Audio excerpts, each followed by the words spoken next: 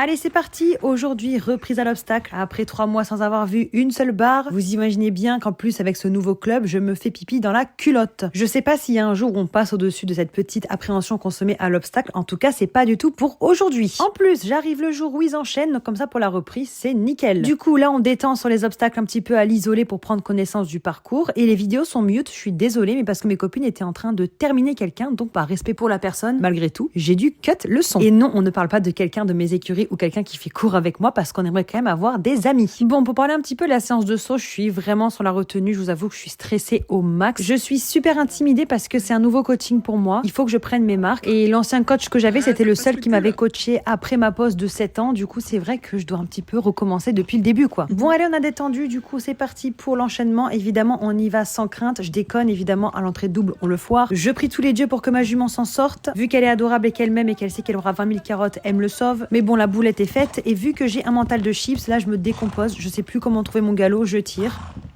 Top, vraiment c'est magnifique. J'avoue que là dans ma tête je me dis par contre bouge-toi le cul. Vraiment c'est chiant, il y a 1 mètre à sauter, t'arrives même pas à trouver une bonne foulée, bouge-toi le cul genre. Du coup vous allez voir c'est flagrant, là je suis en mode je tire, et je dis allez ouvre tes doigts, c'est bon et hop, comme par hasard ça se passe très bien. Du coup là on va dire que je m'enlève le balai que j'ai dans le boule et du coup ça se passe beaucoup mieux, c'est beaucoup plus fluide, mes distances sortent plus ou moins bien mais au moins je suis à ma place, je tire pas trop et du coup ça passe quoi. Même à la fin, le petit bidet, bon ma jument est vraiment gentille hein, mais le petit bidet elle s'en fout, pap elle fait son petit travail, c'est nickel.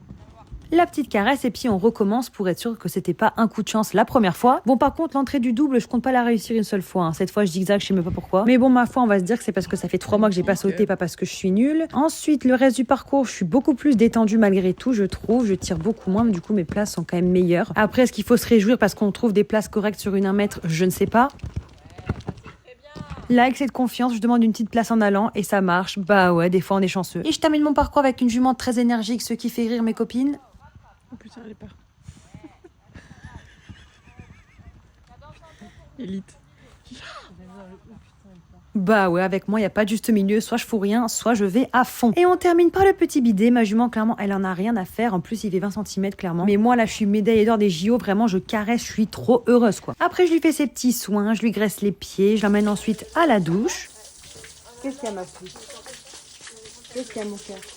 Et une fois qu'elle est toute belle et toute douchée, je la mets dans son paddock pour faire sa petite journée paddock. Je lui mets un petit pédo, je lui amène son petit goûter et c'est fini. Bisous!